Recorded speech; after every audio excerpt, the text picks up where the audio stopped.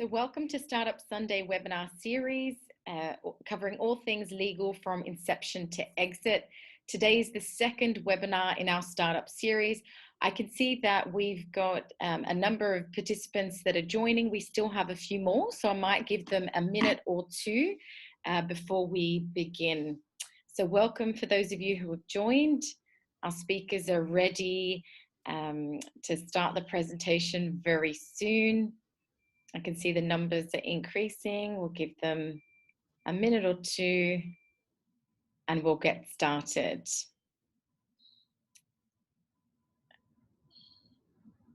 Excellent. Marjorie, Ben, Salma, can everybody hear me okay? Fantastic. Excellent. All right. Perfect. So what we might do, because I can see that there are more participants joining as we speak, but given that it is the middle of the day and it's a busy day for most people in the UAE, since it's after the new year, with all holidays, it's back to business. Let's get started so we can finish on time. So again, for those of you who have just joined, my name is Soraya Turk. I'm the managing partner of Legal Circle. Today, I'll be moderating the Startup Sunday webinar series. This is the second webinar in the Startup series. So thank you for joining. Today we have with us Professor Marjorie Sutro. She's a professor in law at the Frankfurt University and legal counsel for startup companies. Marjorie has, of course, had extensive experience in both academia and professionally as a lawyer, advising lots of startups globally. So she's worked in the UAE, she's worked across Europe. She's actually qualified from the New York State Bar. So welcome, Marjorie. Thank you for coming on today, and I look forward to an insightful discussion with you. We also have Ben Wood. He's a partner at McAuliffe & Associates. McAuliffe & Associates are affiliates of Legal Circle in the UAE. They're both based in Australia and practice internationally as well as locally in Australia. So Ben is corporate and commercial, is in corporate and commercial. That's his practice area, and he's got extensive experience with startups globally. And of course, there's myself. I will be moderating today's session and adding some input where I can. So without further ado, I might go into the presentation. Just a quick recap on what we covered last webinar for those who didn't join us. The last webinar last month, we talked about all the terminology relating to startups, whether that be an inception and setting up, the growth stages, funding, and exit. So today, for those who have not, who did not participate in the last one, perhaps you can send an email or let us know in the chat box so we can send the webinar to you. That way you'll have a good background, and perhaps this one would make more sense. But of course, today's agenda won't be to recap on what we've already gone through. Today's agenda is to focus on the Founders Agreement and Shareholders Agreement. What are the essential elements of those, why we need them, and what are the implications of not having those properly drafted? So the first discussion will be focused on Founders Agreement, and today Marjorie will be taking a lead on that discussion. So without further ado, let's start the conversation. Marjorie, I'll hand it over to you to tell us what it is, what are the important elements, and walk us through that. Thank you. Thank you. Thank you very much. Good afternoon, everyone. I'm in Spain, so it's good morning here. So the Founders Agreement is very, very important. It's a contract that a company founders enter into, and it governs their rights, their responsibilities, liabilities, obligations of each founder. It's a business relationship contract. And there's lots of considerations for founders before you take the plunge and get committed to somebody in this, what might be a very long-term profitable relationship. So what are the roles and responsibilities of each of the founders? So let's say you have a company with 3 founders. One is a business guy who has a traction and experience in the car cleaning services. The second could be a coder a tech person, you hire an engineer, and the third could be a social media. So you have two founders. Okay. Now, what happens if one of these founders wants to leave? And what happens if you want to fire one of the founders? How is everybody being assigned equity? Who has 1/3, 1/3, 1/3 of the company? Who has more voting rights, etc.? Who's putting money in? Who isn't? Who's giving their time or their sweat, um, as opposed to putting in a capital contribution? And how do you make decisions? These are very important. And of course, what is the goal and the purpose of your startup? And are you going to put shares aside to hire people? So what are the main elements in these contracts? One, of course, are the personal details, the names, the addresses of all the founders. You also need a startup project name, a description, the goals, the purpose. You also need, you see, it's capital contributions. It's all the monetary and non-monetary contributions with monetary values. We recommend for even non-monetary contributions. So again, the business guide might put in 100,000. Your engineer, she's putting in her time and efforts to code. That's another 100 worth, perhaps 100,000. And the social media person might have a performance-based type of contribution. So these all have to be outlined. Now, the equity breakdown details the ownership structure, 1/3, 1/3, 1/3, or is it 70, 20, 10, however you decide, but it should be in writing. And sometimes that can even be a separate document. And very important for the day-to-day is the decision-making structure.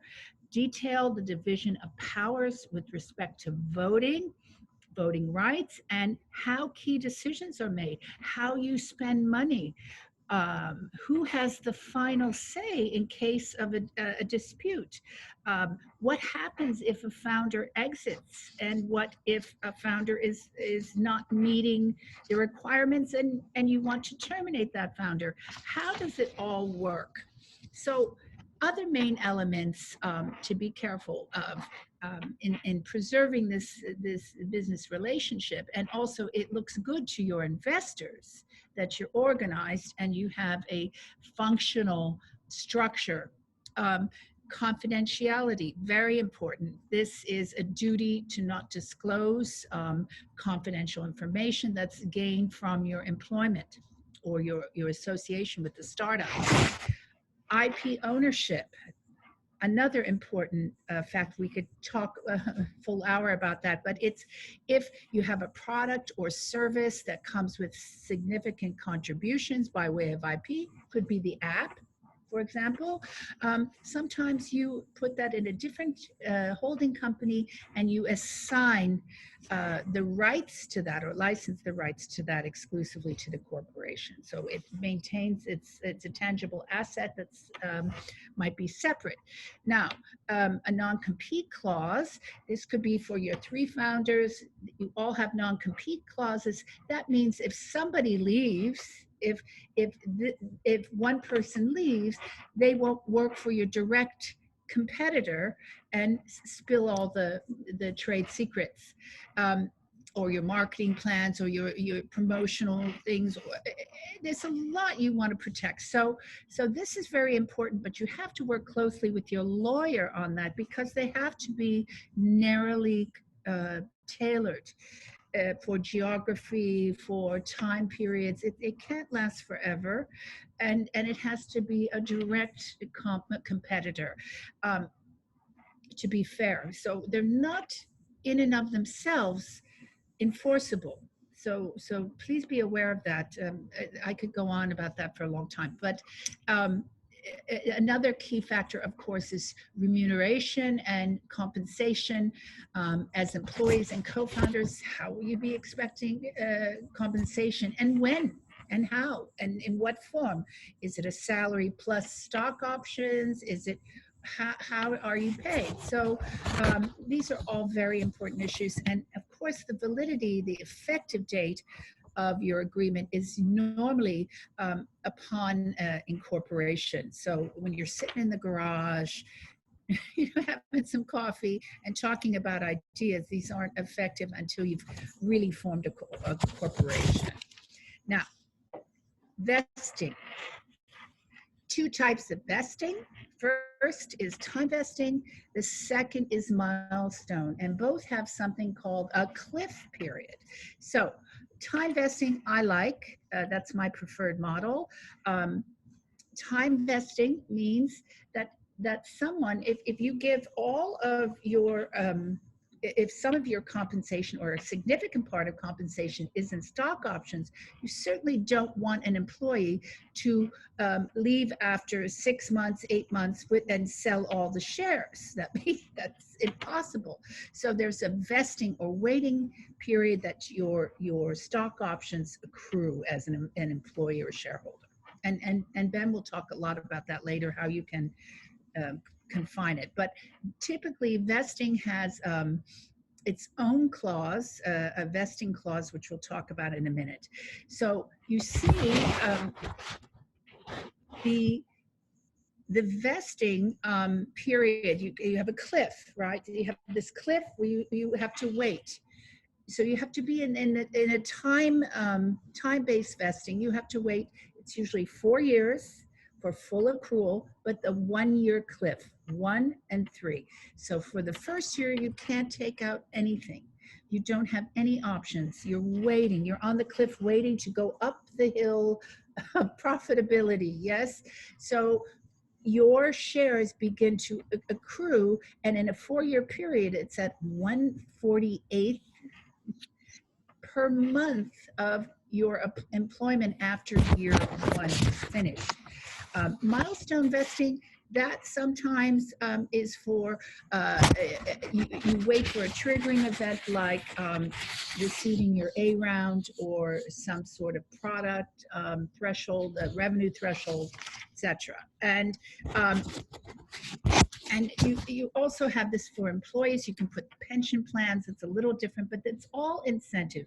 It's all an incentive to either make you stay in the company and not run away and leave. The key is to keep people in place and not dumping all their stock immediately. So you see the words ESOP, vesting on ESOP, that's Employee Stock Ownership Program. And that can be for founders and that can be for employees as well. And I'll turn next to what's known as a vesting clause. This is the clause that you typically see in the UK. And it's for example, this employee is allotted 5% of the company equity, which could be quite significant if you have a multi-million-dollar company. 5% of the company equity as the date of the company was incorporated in the form of ordinary voting shares. Now, what does that mean? So that means there's a cliff period that vests after the vesting period begins after year 1, and then it ends at 3 years. All shares have vested. So after 4 years total, you are eligible for all of that stock. However, if you cease to be an employee of the company, your lawyer and you will talk about that, ways in which to disperse the shares accordingly. Now, you see there's different kinds of lever. There's a bad lever, there's a voluntary lever, there's a forced lever, and there's the good lever. Okay, and all of us, of course, would be a good lever, but in the cases where you have a bad lever, this is somebody who is really bad, who is willful, or gross misconduct, you know, somebody who doesn't lock the doors at night, and everybody gets robbed, or this computer system is completely left vulnerable and is hacked. This means, in this clause, it says bad leavers will be forced to sell their universal or unvested shares at a nominal value. So that means the nominal value, most stock share is about like 0.0001 par value. So you're basically, you're forced to immediately sell your shares, and but back to the company at a certain very low nominal de minimis value. So voluntary leaver, this is someone who leaves during the vesting period, and they have certain obligations to sell their unvested shares at a nominal value. A forced leaver, this is someone you fire, or you have to dismiss for whatever reason. They have an obligation to sell also their shares at a small value. Marjorie, sorry, Marjorie, if I can just jump in and stop you there. I can see some of the participants are saying that they can't actually see the slides. And I was just wondering whether you could, as a speaker, see those. Can you see the slides I have up? No, I just have the first slide. I'm going off.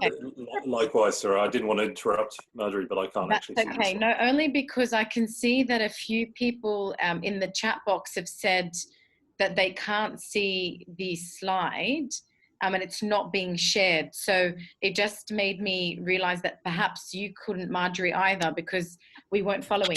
So what I might do is just stop sharing and start sharing again. I know this, apologies, it seems to be a technical error, because on mine it looks like it is being shared, but it's not. So I'm going to stop sharing and restart so that hopefully the participants and speakers can see the page. Give me one moment. I'll redo this. Hi, everybody. All right. So I'm just going to share the screen again. Look at this. And share. So can everybody see that now? Great. Okay, Ben, can you see that now? That's better. I can see that. And maybe thank you, Michael. Can the participants see that now? Fantastic. All right, great. This, guys. I really apologize for that. I just wasn't sure if it was just an issue on the participants and or on ours, but it seemed like it was definitely on mine. So, all right, well, if we just go back then, if I just do a bit of a realignment, we're on the vesting page. Marjorie was just talking about different people who have ability to have shares that can vest, and she went through an example of, say, employees who might be given shares that will vest over a period of time. Those shares, though, that vest may not vest if, for example, there is an early leaver or a bad leaver, and Marjorie was just discussing the different circumstances in which either a shareholder, a founder, or an employee may leave, and in those cases will not have the benefit of their shares turning and equating into equity in a company. So on that point, I guess it's quite technical. So what I might do is just let's move on and speak on the next topic. Which is, we've already done vesting and sharing options. We looked at the difference of those. So what I'll do, Marjorie, is just stop it at that point. We'll come back when we're answering some of the questions. Sure. Yeah, we can talk about it later. Because there's a lot that we can speak about, but we'll do a quick summary at the end. Again, let's now talk about shareholders agreement, and I'll allow at this point Ben to join the discussion and to walk us through a shareholders agreement. What the difference is, Ben, between a shareholder agreement and a founder agreement. When do you need both? When do you need one or the other? And tell us a little bit about the circumstances so that the founders and shareholders that are in this webinar are probably thinking, well, you know, I don't have a founders agreement. I've just gone straight to a shareholder agreement. Is that okay? Is it not? I trust you'll cover that, Ben. So without further ado, I hand it over to you. Sure, thanks, Tara, and thanks everybody. Great to join, and great we've got the slides up on screen now. That makes it a lot easier. So all Oh, good. no. No worries about that. And so yeah, in relation, I mean, to answer your question about is there a concern if I've got a shareholders agreement in place now and I've never had a founders agreement, the response to that is that's not a problem at all. So there can be confusion with these two documents. So a founders agreement is effectively when you're initially setting up and starting up, and you may not actually have a company. You may never have a company, depending on your business, but most of the time, and we talked about, for those who joined the previous session, you would incorporate and have a company. And so founders are shareholders in that company. And so sometimes if you haven't raised capital, you haven't had any external parties come in, your founders agreement is your shareholders agreement, potentially, if you've already put it in place.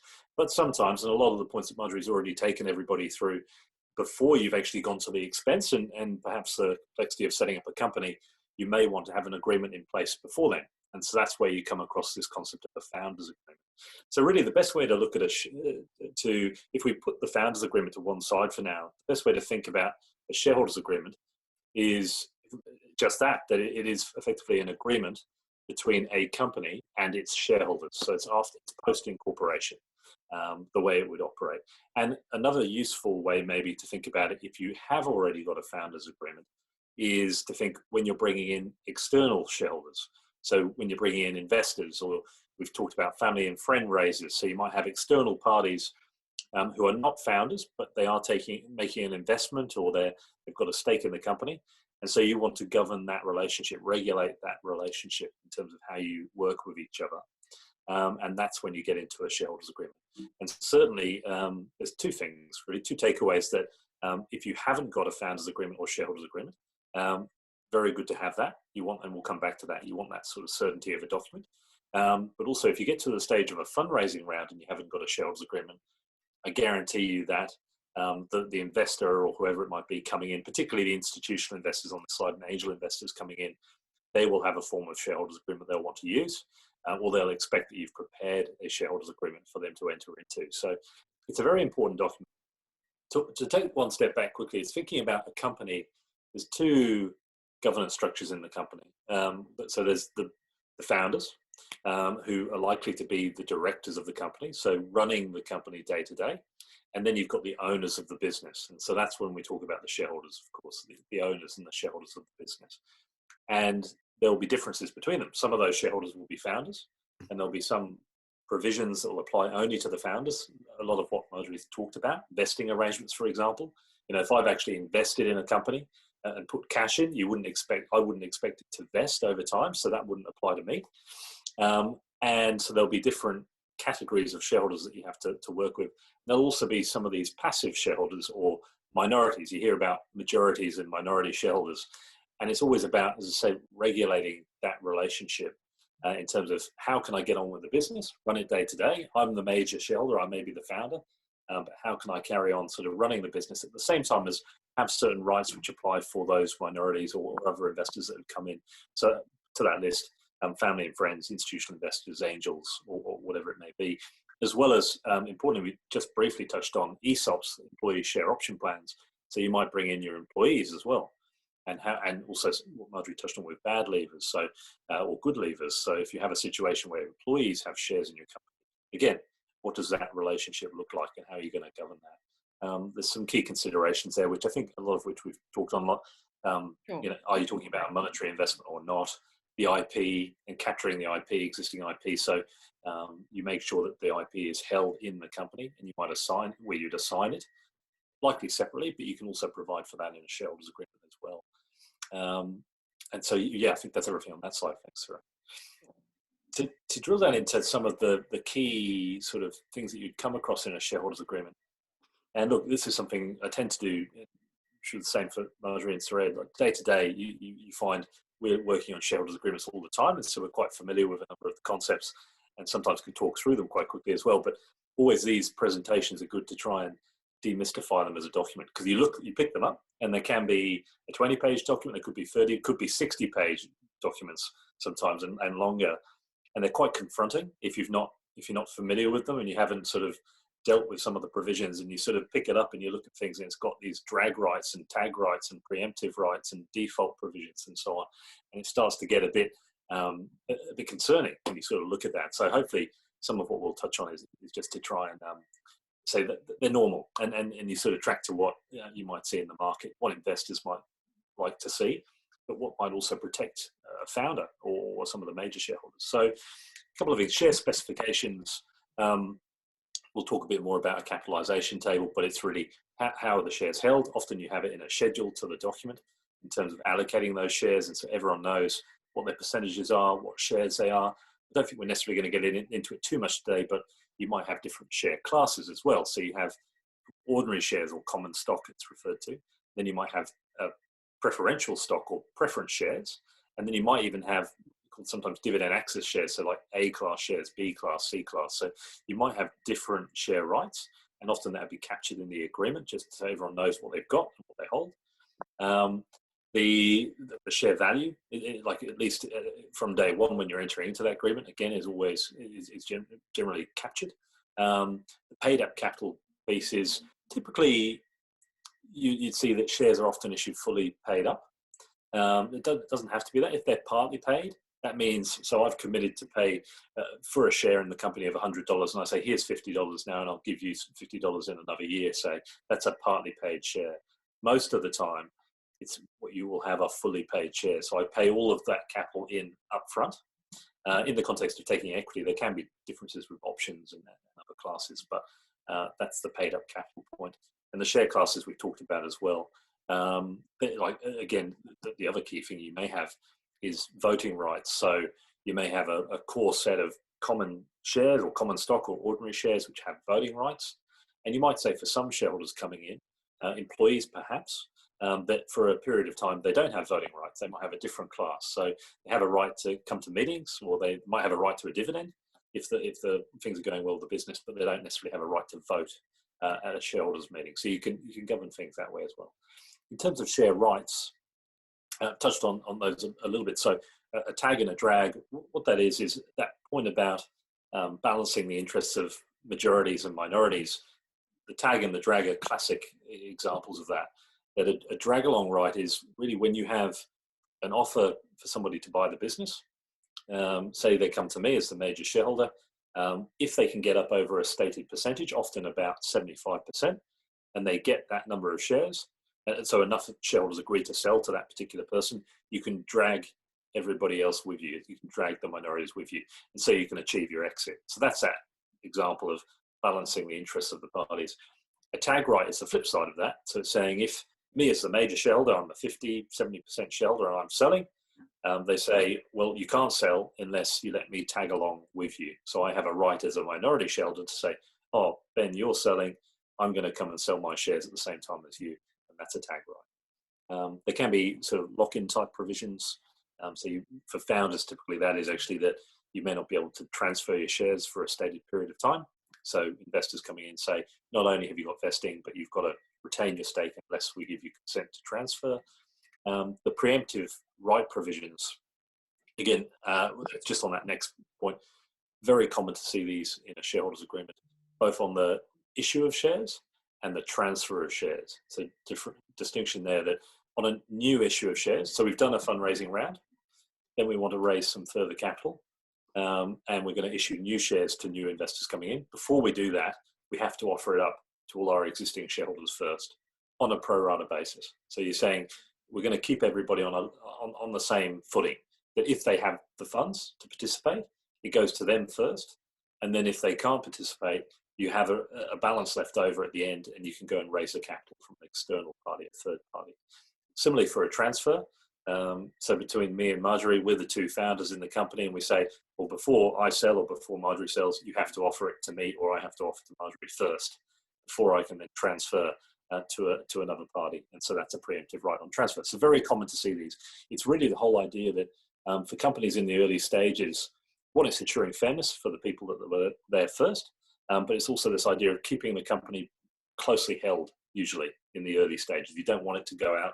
So you don't want to do a fundraising round with 10 shareholders and then they can just freely transfer their shares, and suddenly you've got 100 shareholders because they've all gone and sold, even though you're a private company perhaps.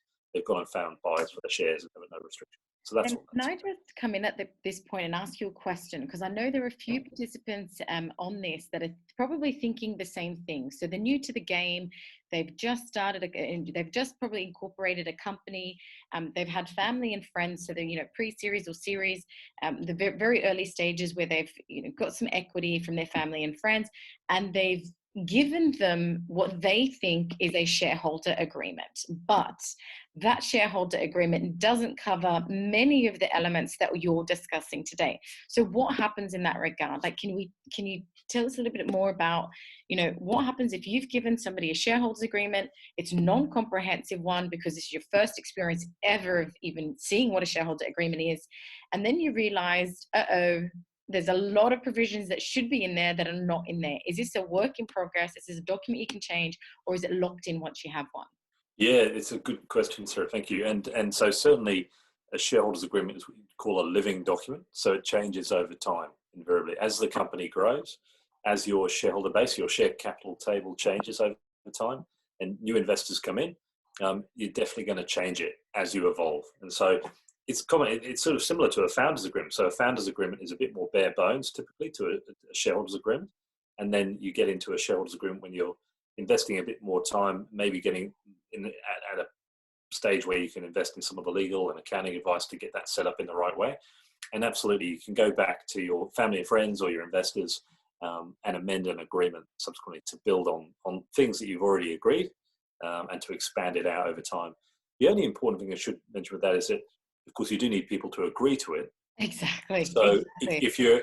if you're embarking on a fundraising round, I wouldn't rely on that if you can help it. So I wouldn't go ahead with a fundraising with a very skinny, 3-page shareholders agreement on the basis I will all agree to a more detailed agreement in a month or two, because once I've got the shares, I have no incentive potentially to sign a more detailed shareholders agreement. And I do see that. So I've had both for investors as well as for companies, not at the same time, I should add, with conflict, but I'd act on both sides of it. And you do see situations where a company says, we've actually missed a few things in our shareholders agreement. We would like to come to the investor with a restraint, for example, that Marjorie gave the example of a non-compete clause. And I've had a particular client that came and he said, what do you think of this? And it's like, well, actually, you don't have to agree to that at this stage. And he was happy to support and help the company, but not on the basis of a broad-based restraint. And so other situations, slightly different to a shareholders agreement, is and we had talked about it on the previous seminar, but I appreciate not everyone was on that call, that IP. So the shareholder obligations, so in terms of how you're going to allocate IP, making sure the IP is coming back to the company. If you've missed that, you can certainly pick it up later on and go back to people to fix it. But again, if I've got the shares in the company at that point, I may not have the same incentive to sign an IP assignment deed. If I know I own a critical piece of IP, I then, as a shareholder, as an external party, have the leverage. And so that's why it is good to, where you can, even in the early stages, and I know there's a lot going on for people, and there is an expense element to it as well. It is great to try and get that advice and get as detailed agreement as you can in place up front. And I think, it Ben, doesn't have to be perfect, but it's good to get it. True. But just to add to that, Ben, I think one of the key takeaways is really to begin with the end in mind. So I think the best advice that we could probably give to all the participants here is, don't be so quick to take money and give shares. It's a case of really thinking, where are you going with the company? How are you going to scale up? Yeah. Who are going to be my shareholders? Are they going to be strategic? Are they going to be part of the decision making? Are they simply going to be cash cows? And, sorry for putting it that way, but I just want their money and I give them shares. Are they going to be people that I really need for them to show some sweat in the game to be able to give them that? And so when you start with the end in mind and you say, right, well, these are the different people that can add value in different ways, then you can strategically be in a position to negotiate what you give them and why. And particularly when you're scaling up as well. Let's say you're in tech, or you've got IP or e-commerce platform or any of that, but you've got the potential to go across the GCC. So most of our UAE clients, for example, will start in the UAE, but suddenly their idea is a hit and they now want to expand across GCC. if they've given all of the initial shareholders lots of rights in the company, they own the IP collectively with them, and then suddenly as they're expanding, they're realizing these shareholders that only gave a little up front are now getting so many benefits as the company is expanding, because they own as much as you own in the IP and in the company, and in terms of being influential, influencing the strategic growth of the company. And so I think based, from what Marjorie was saying and what Ben's saying, and obviously all our experience globally, it's that it doesn't matter where you are in the world. If you are operating a company, if you're starting up a company and you're operating, begin with the end in mind, so that every decision you make is a strategic one, is a thought out process. Because otherwise you end up in a situation where you've given a lot of the pie or a lot of the company to somebody you didn't initially think that, or didn't initially anticipate that would have as much control over your company, and which can ultimately limit you and limit your growth, or yeah, that's right. So I think potentially giving too much away too early, that's exactly right. And so examples of that, I mean, what you want to be in the future. So a few things. You do see shareholders agreement which have exit provisions in them. So say in 3 to 5 years time, we're going to be aiming for an IPO or a sale of the business. And so you're thinking about the future and what that might look like. Other examples though of where you might, you see examples where it's not done quite right in the initial stages. For example, anti-dilution provisions. So different from preemptive rights, but I have seen situations where on a fundraising round, an investor in the early fundraising rounds has negotiated an anti-dilution clause. And they say, no matter what you do, whenever you raise money, you're going to top me up and keep me at 5% or 10%. And that's, to Sarah's point, that's a classic example of where you've got an investor that is constant. They may not be contributing anymore, but they're constantly being ratcheted up. And the big problem with that, well, partly it's a fairness point, of course, but the big problem is you might actually put off other investors. If they see some of those rights that some of the earlier investors have, they say, well, you're asking me now to invest $1 million in your business, and $100,000 worth of that value is going to that shareholder there because they have an anti-dilution right. That makes life very hard for you. So yeah, absolutely trying to look to the future and making sure you're preempting some of those things. It's hard, but as best you can. But that's where it is that point about getting the advice, I think, because you can see how those provisions might work. You get a gauge, your advisors get a bit of a gauge of what the market looks like and what can be negotiated, and can just give you a warning. I mean, it might be in some situations that's appropriate, but not often, I should say, but sometimes it might be. And so it's about getting that advice to help give you a steer on what you should and shouldn't be doing. But I just wanted to add in at this point as well, for those participants who are listening in on this, today, and the points that we're covering are very generic corporate commercial principles that apply globally. But for those of you who are UAE participants and are listening to some of this and going, well, I've not seen a lot of these principles or a lot of these elements in a shareholders agreement for mainland company, some of these provisions only apply in the UAE in a common law jurisdiction. So that's if you have a company in the DIFC or the ADGM.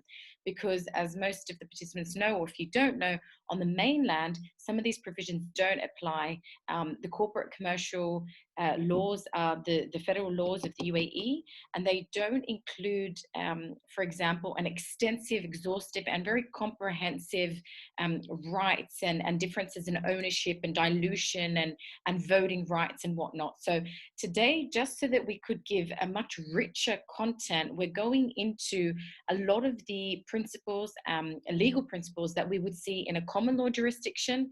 So that's, again, DIFC, ADGM in the UAE, but then, globally across Europe and across Australia and most of other common law jurisdictions, if you are in those, this all applies. So I just thought I would make that clear.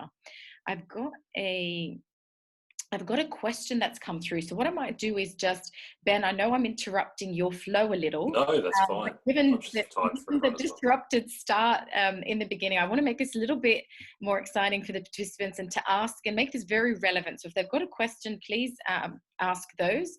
I've got a question here from Rahul, and he says, when are the common practice for shareholders who cannot pay for the share capital initially, but are willing to put sweat capital and want to balance their share at 50% each between the two founder shareholders? So I think what this question is saying is you've got two co-founders, one will put up capital, other puts in sweat equity. And, you know, is this a good idea, I guess, or is this a common practice is what Rahul is asking? Yeah, Terry, do you want me to talk to that one? So that's an interesting sort of scenario, quite a specific scenario, I'd say. So to decouple that a little bit, I think the concept of sweat equity we've talked about is that idea that rather than me paying funds for my shares, I have to earn the right to get my shares, so sweat equity. And it is common, you know, in the early stages of a company that you know, founders may not have sometimes the financial means to actually put the capital in up front. Sometimes people may not want to put all the capital in up front. And so certainly I see situations where you have even external investors who do tranched investment. So you have an agreement, a subscription agreement, and they say, I'll give you, 50,000 up front with a further 150,000 if you hit certain KPIs in 6 months or a year, and there might be a tranche after that. So you certainly do see situations with tranched investments. And you have to hit your, and to Marjorie's earlier point on founder vesting, this isn't founder vesting we're talking about, but that could be time-based simply, or it could be that you have to hit certain performance-based KPIs. I mean, in terms of reweighting equity, you could have that. So you could have a situation where there's a founder who's got a significant stake, say 90% up front. They're putting in most of the effort.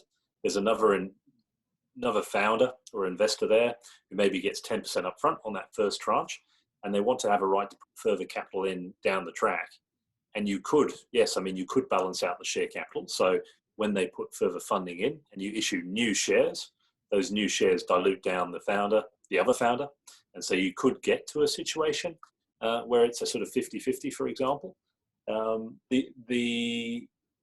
yes is the short answer, but you'd really have to, that's quite a specific scenario. You probably have to unpack it a bit more and work through it in terms of how you want it to operate to make sure the provisions of a shareholders agreement work in the right way as well. In terms of those preemptive rights that I talked about, for example, you've got to make sure that they don't cut across that and prevent that sort of reweighting of capital or equity in that sort of situation. So really interesting. May I just chime in quickly? Sure. I put on the orange glasses because this is serious. You know? Thanks, Marjorie. So, you're not putting any money in. This is like my example of the three people.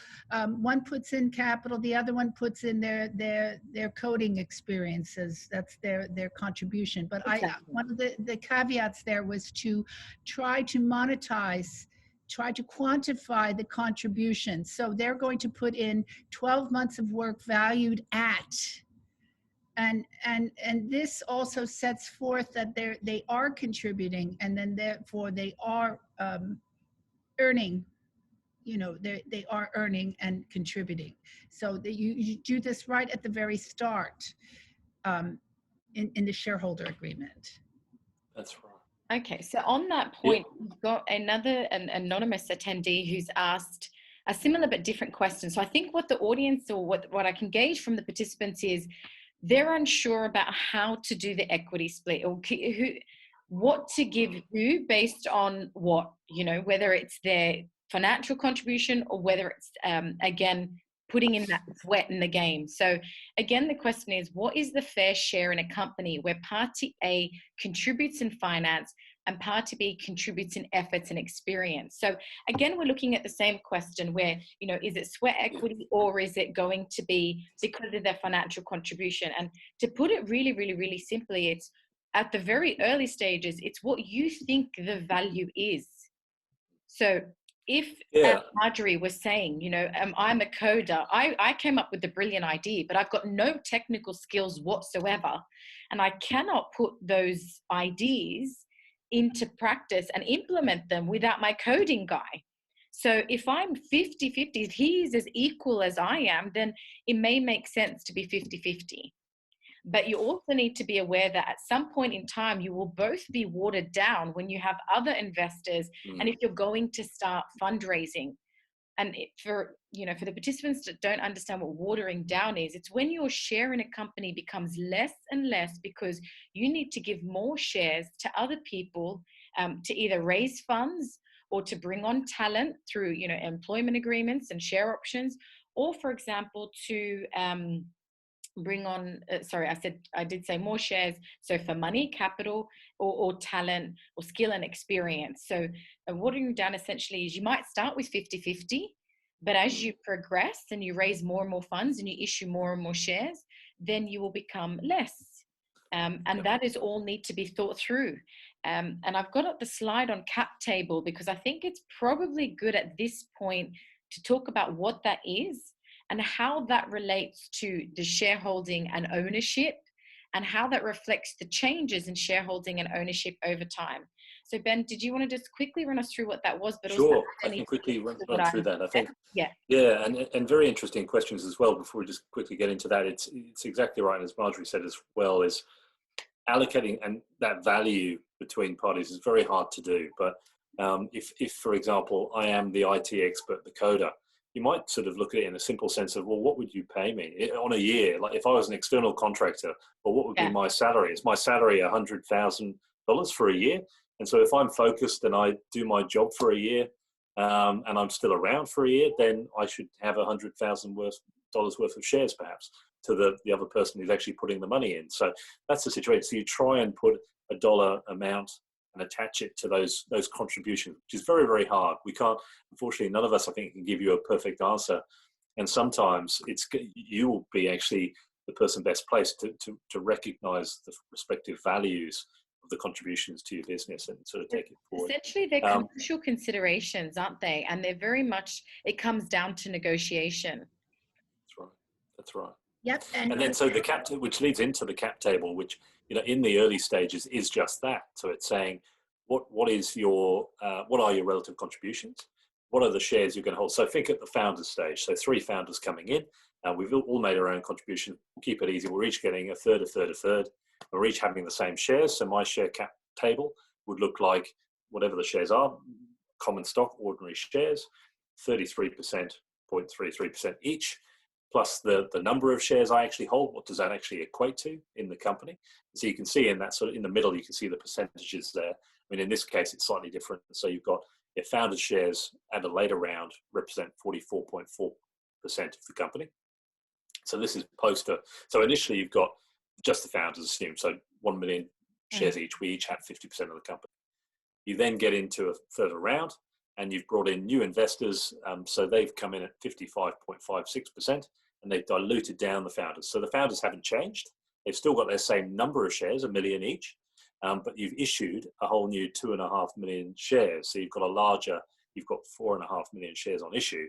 So my 1 million to that 4.5 million is lowered. And so I have, rather than 50%, I only have 22.2%.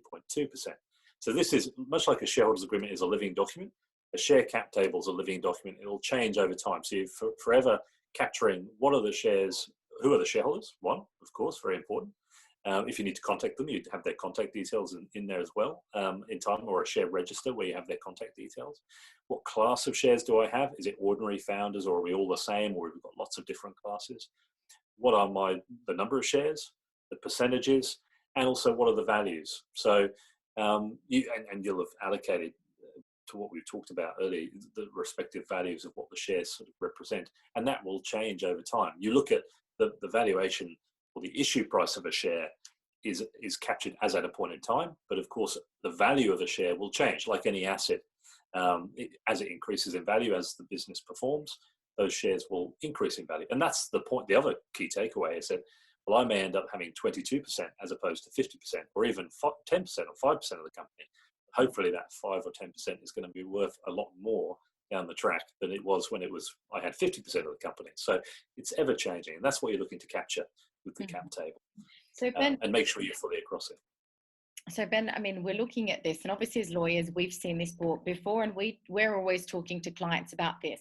Some of the participants are probably thinking, whoa, I mean, look at this. I'm not a numbers guy. I've never been into numbers. I just had a great idea. I started a company and now I need more money. And I've got people who actually is responsible for creating this cap table, keeping it up to date, working out the dilution, working out who's got what share and what the value is of that. So, tell us a little bit more about that. So for those participants that are on this going, I don't have this, I've got a number of investors, I don't even know where we're at, and I'm not a numbers person. So, sure. I mean, you can Yeah, you certainly could have external parties that can look after a register for you as a company gets larger. So you do have share registries that look after companies' registers as they grow. The one thing I would say is the unfortunate thing for a founder, if you're a numbers person or not, you have to be many things to many people. That's the nature of running a startup or a scale up. And so, much like a shareholders agreement, you don't have to be a lawyer, but it's good to understand your shareholders agreement as best you can, and to read it and try and get to grips with some of these provisions so you know how it works. So too with a cap table. Actually work through Work through it. And so a work example, that's what I was going to say, is that, you know, a spreadsheet like this, if you could track it down, or if it's something that Legal Circle might have a version for you in due course, or other advisors might have a version you can use, and play around with it and start putting in some numbers and see how it works. And if this changes, or I do a fundraising round, or this value changes, how does that flow into the numbers? And just start playing around with it. And if you're finding it really tough, it's to find someone who's done it before, and sit down with them and get them to explain it to you, and sort of work through it with them. Or you might, in time, it may be that one of your founders is quite numerical, or does have a financial background, and they can help you with that. And that might be some of the value they're bringing to the business. Or if not, there might be an external person in due course. You might have a financial controller. Sometimes you hear of sort of outsourced CFOs or financial controllers that can work with you, you know, a day a week or a day a month, and sort of help you with some of this stuff.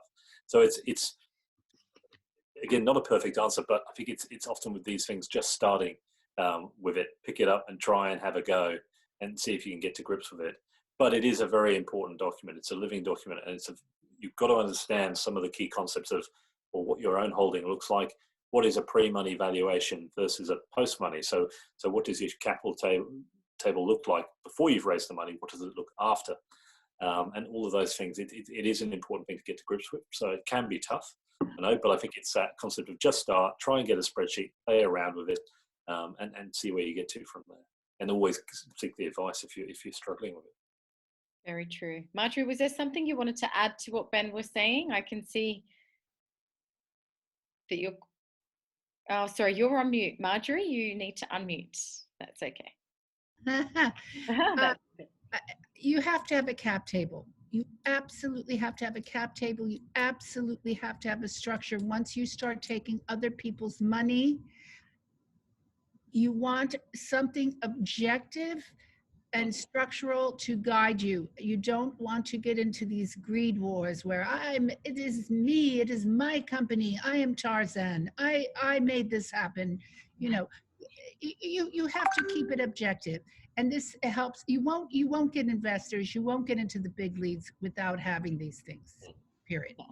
And often the investors will mandate this. So they will ask for this. They will ask for, well, what does the cap table look like? Who's got what shares? So, you know, they will ask the right questions and you'll be forced to answer. So really, you've got to pick up your game. If this isn't a skill, if this is not what you understand, you have to make it your business to know it, to learn it, to understand it, to speak about it, to be able to ask questions to those savvy investors. You know, these days we're looking at the startup scene and the tech space, and you know, from founders to investors, everybody's savvy these days. They ask the right questions. You know, angel investors have invested in multiple companies, not just one. So they understand the game, and you'll be forced to, as a founder, to learn this and upskill quickly. And of course, there's people out there that can give you the right support. It's just a question of who and then how to reach them and to ask the right question. I can see another questions come through, so I'm going to just look at that. Okay, no, that was from one of my colleagues.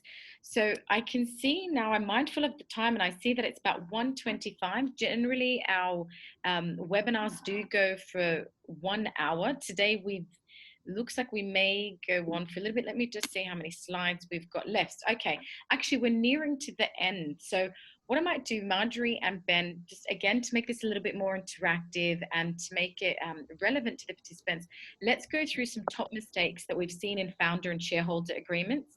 No. And then maybe Marjorie wants to share an example of 2 of companies that you've founded that have, you know, not been as successful or been involved in for some of your clients, or same, Ben. Just share some examples for the participants. And I think if we have no further questions, we can close the webinar for the day. So another 5 to 10 minutes, I think we have on this webinar. Let's go through some top mistakes in founder and shareholder agreements. Marjorie, would you like to take the lead? Sure. I just want to say that I've seen everything in my tenure. And believe me, it's never a doomsday scenario. So just breathe, man, and just get it in writing. Just go speak to somebody, speak to a lawyer. It's, you know, you can get good rates now from places like Legal Circle. Go see a lawyer and make sure these documents, don't just get them off the internet. At least get educated about what you're doing. There's a lot of things you can do yourself. You're a smart person, you're motivated, but you need some clarity. Also, don't undervalue your non-capital contribution, meaning your sweat. Don't undervalue it, because that same coder who is he's not only working, or she is not only working for 1 year without a salary, donating her time, which might be worth whatever, $100,000.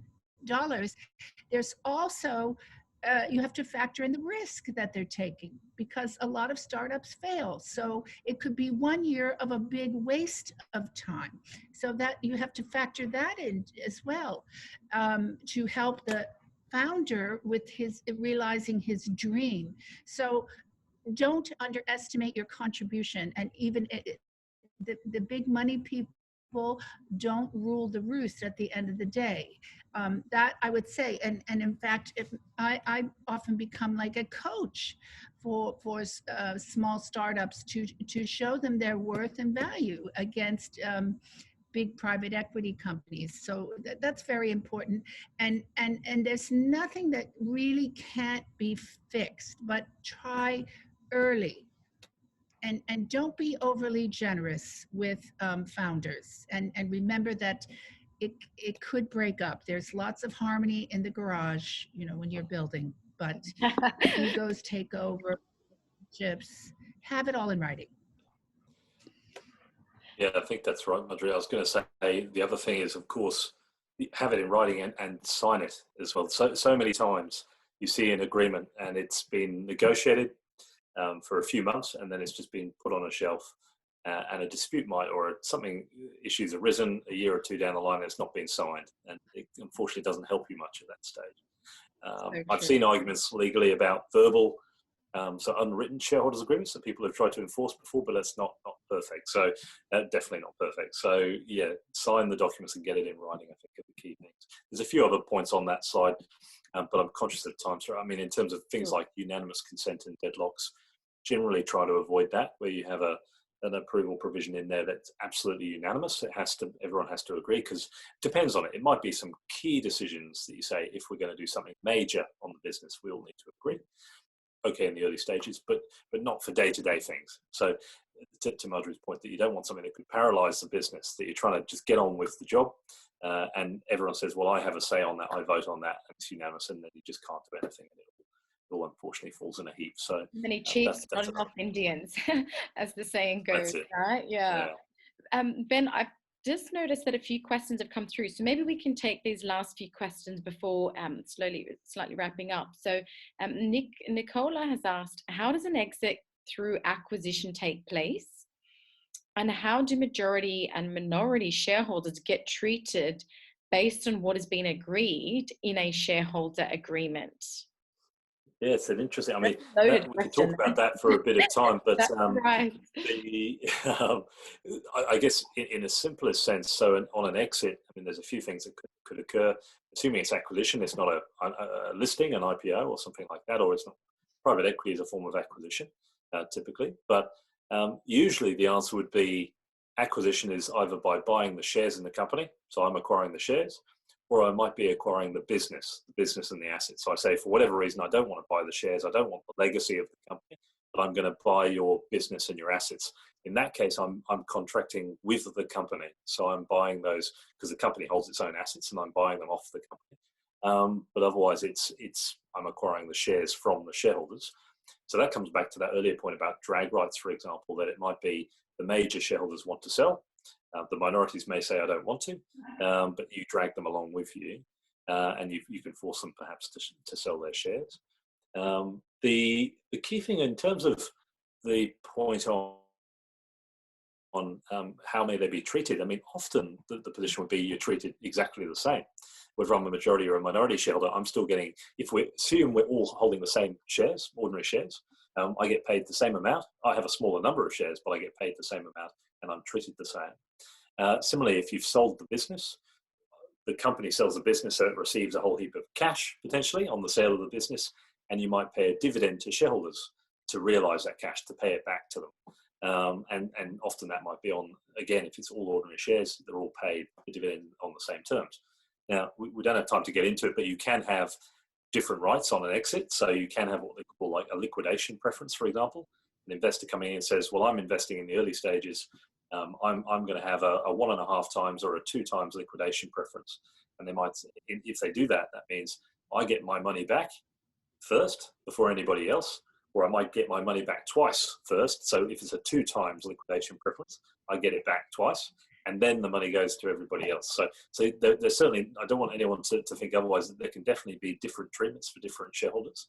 But it very much depends on your own situation and how you've grown on each of those capital raising rounds, what rights you've given to Soraya's earlier point, that what's the future look like, so you understand what Very it's going to. carefully, yes. You should anticipate 2 scenarios: IPO, like a successful exit, and then a distressed sale or bankruptcy. You have to think of all scenarios and how you'll end up. Very true. Marjorie, just whilst you're unmuted, or I guess you just muted, but the next question I think I'd like you to answer is, what are the big no-nos for investors in shareholder agreements? So you've done a lot of work with investors. What are the big no-nos for investors? Well, again, it's their participation. How much oversight they expect to have in day-to-day operations or in on a board, and you know, if you're going to sit back and just hand over your money and then wait for the the checks to come in, you have to decide what's at stake, and of course you can't micromanage a business if you put a small amount of money, but you shouldn't expect to just be passive, and you should carve out your role, that you want some oversight on expenditures. Like if everybody's buying a new car for all the salesmen, you might want to have a say in that, so so it's as a shareholder, how much oversight will you have? And you want to see your cap table. You want it because you might be in this early round, but there's going to be successive rounds, and you want to be apprised as the company matures. So it's a strategy. It depends on the amount of risk that you're taking, but you want to be very careful. And also, whether you have a convertible note, that is something that will just treat it as debt and pay you back, and then you get no share. So you have to be very careful how it's the shareholding or note instrument is the language, how it's detailed. Sure, perfect. Thanks very much for that, Marjorie. I can see another question has come through, so I'm going to take this one answered generally, but then what we can do is at the end of this webinar or going forward, we can definitely set meetings with individual participants to answer any questions they have more fully. You can email us, you can contact us by phone. Or on any of the social media platforms.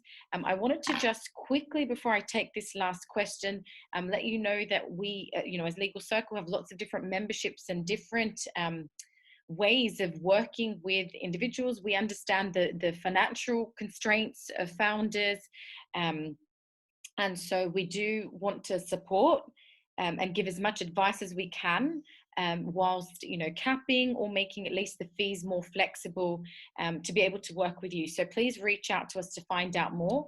We also have a affiliation or arm of Legal Circle's British Legal Centre, where Marjorie in particular is providing different training courses on different modules.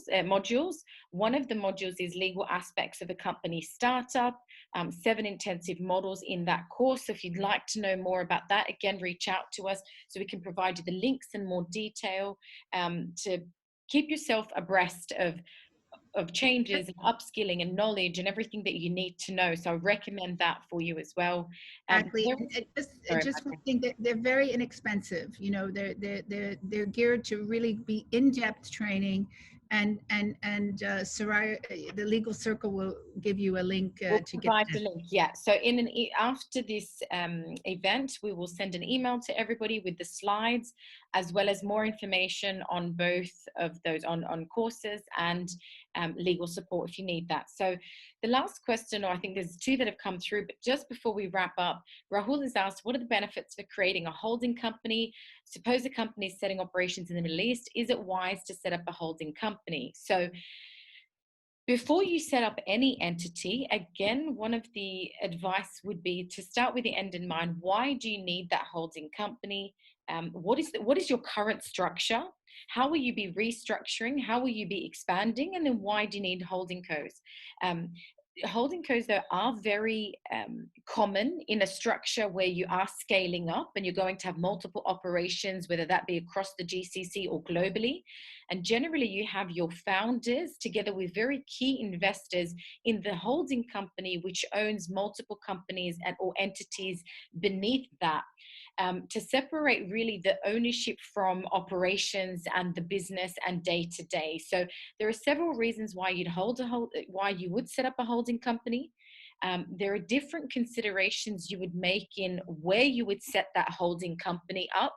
So whether that would be, for example, in the UAE, in a DIFC or the ADGM, or whether that would be offshore, like somewhere in the BVI or the Cayman Island, which was traditionally a very common practice, but these days less and less because of the I guess scrutiny and the focus on those companies, because previously they have been used as vehicles by many to avoid tax. Not that that's what it is for, but in the UAE, given that question was very specific to the UAE, I generally advise for holding companies to be in ADGM or DIFC because of the, I guess, level of detail and comprehensiveness that you can go into in a shareholders agreements, and all of the things that we discussed today with Marjorie, Ben, and myself where possible. So on that question, without knowing more about the structure of the company,